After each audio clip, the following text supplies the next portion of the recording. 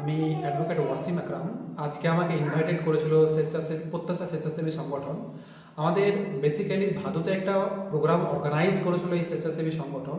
প্রোগ্রামের main theme ছিল যে এসআইআর, স্পেশাল ইন্টেনসিভ রিভিশন, যে ইলেকশন কমিশন বা নির্বাচন কমিশন বিহারের ক্ষেত্রে করেছিলেন, সেটারই একটা অ্যাওয়ারনেস প্রোগ্রাম, যে আমাদের স্টেটে হলে আমরা কীভাবে তার ইনিশিয়েটিভ নিব, কীভাবে ডকুমেন্টেশন প্রেজেন্টেশন দেবো, এই রিগার্ডে একটা সচেতন বা অ্যাওয়ারনেস ক্যাম্পের অর্গানাইজেশনের জন্য যে অর্গানাইজ করেছিল, তাতে আমি পার্টিসিপেট করেছিলাম। অ্যাজ অ্যান অ্যাডভোকেট আমি এসেছিলাম।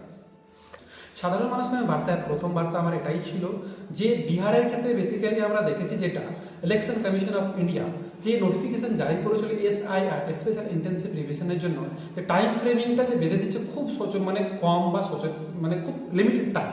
তো এই টাইম ফ্রেমের মধ্যে সমস্যা কী হচ্ছে, যাদের ভালো ডকুমেন্টস থাকছে বা ঠিক ডকুমেন্টস, তারা প্রপার টাইমে প্রেজেন্টেশন করতে পারছে না বা ড্রাফটের লিস্ট থেকে তাদের নামটা কেটে যাচ্ছে।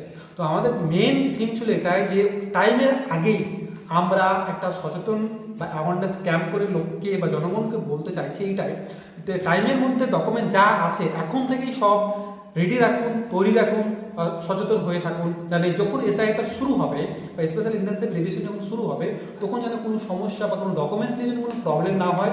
প্রপার টাইমে, প্রপার কাজে, প্রপার সময়ের মধ্যে যেন ডকুমেন্টসটা টিমকে বা বিএলও, বুথ লেভেল অফিসার বা যারা কনসার্ন অফিসার আসবেন এই ভেরিফিকেশন প্রসিডিওরে, যেন প্রপার টাইমে সব কিছু তথ্য দিতে পারে, সেই জন্যই স্পেসিফিকলি ক্যাম্পটা।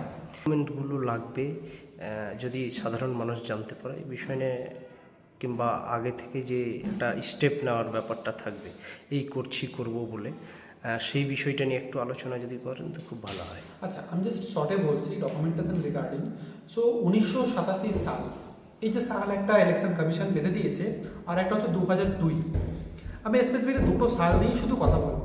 1987 সালে যাদের আগে জন্ম, যাদের 1987 সালের আগে জন্ম আর 2002-এর ভোটার লিস্টে নাম আছে, যেই লোকজনের বা যেই জনগণের বা যেই নাগরিকের, তারা শুধু আধার কার্ড বা ভোটার কার্ড দিয়েই ভেরিফিকেশন প্রসিডিওরটা কমপ্লিট করতে পারে। সেকেন্ড, যারা 1987 সালের আগে জন্ম বাট 2002-এর ভোটার লিস্টে নাম নেই, সেই ব্যক্তি, সেই মানুষ বা সেই নাগরিক শুধু যে কোনো জন্মের একটা প্রমাণপত্র দিলেই হবে।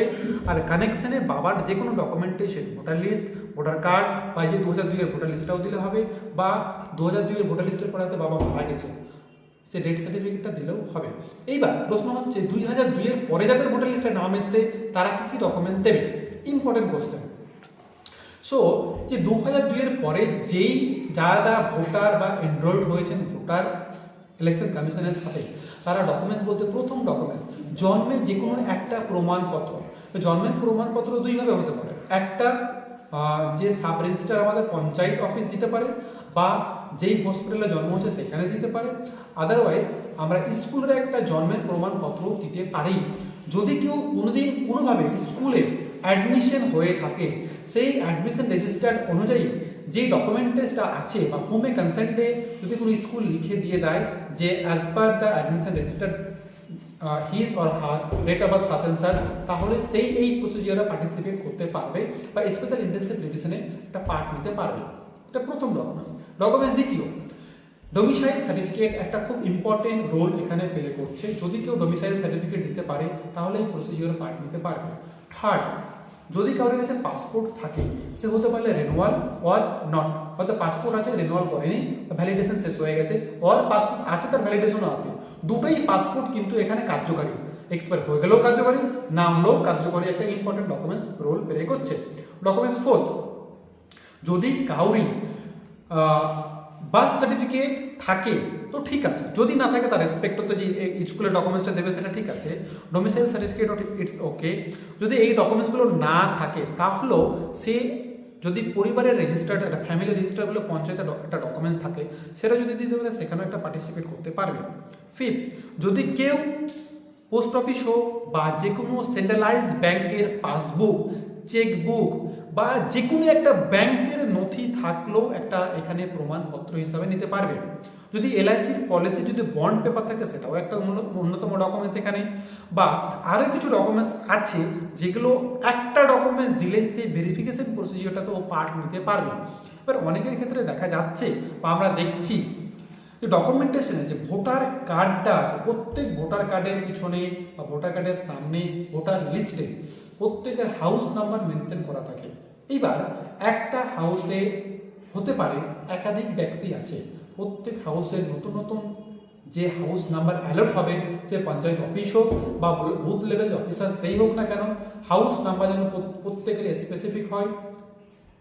সেকেন্ড, যাদের আধার কার্ড আছে, আমরা বেসিক্যালি দেখে থাকি আধার কার্ডের ক্ষেত্রে আমরা অ্যাড্রেস তো লিখি ভিলেজ, পোস্ট অ্যান্ড থানা, কিন্তু আমরা হাউস নাম্বার কোথাও কেউ মেনশন করি না।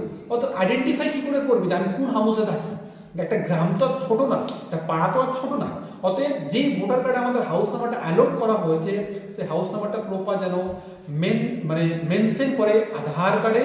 আধার কার্ডের অ্যাড্রেসটা আপডেট হয়ে গেলেই সে যেন সাবসিকুয়েন্টলি পিভিসি আধার কার্ড অর্ডার করে দেয়। বিশেষ করে এই যে এসআইআর, এটাকে নিয়ে কোনো রাজনৈতিক দল কিংবা সাধারণ মানুষের ভিতরে একটা যে ভয় ঢুকিয়ে রয়েছে যে মুসলিমদেরকে তাড়িয়ে দেওয়া হবে, এই বিষয় নিয়ে ছোট্ট করে যদি একটা আপনি দিতে পারেন। আচ্ছা, আমাদের নির্বাচন কমিশন একটা কনস্টিটিউশনাল বডি বা সাংবিধানিক বডি একটা।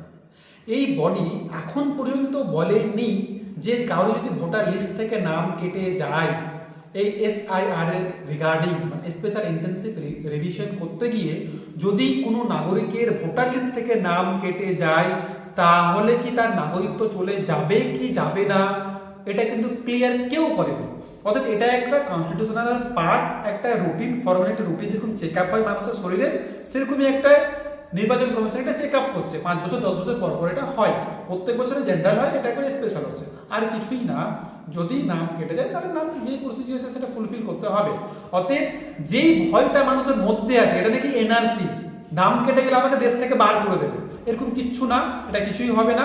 বা কোনো গভর্নমেন্টের কোনো ডিপার্টমেন্ট বা উইংস বা গভর্নমেন্টের কোনো বডি আজ পর্যন্ত এটা বলেনি যে এসআইআর করতে গিয়ে যদি কারোর নাম কেটে যায় তার নাগরিকত্ব বা সিটিজেনশিপ চলে যাবে। অতএব এটা একটা মিসলিড করছে যারা লিড করছে এটা। অতএব গুজবে কান না দিয়ে আপনার যেগুলো ডকুমেন্টস আমি যেভাবে বললাম প্রিপারেশন করুন, রেডি করুন।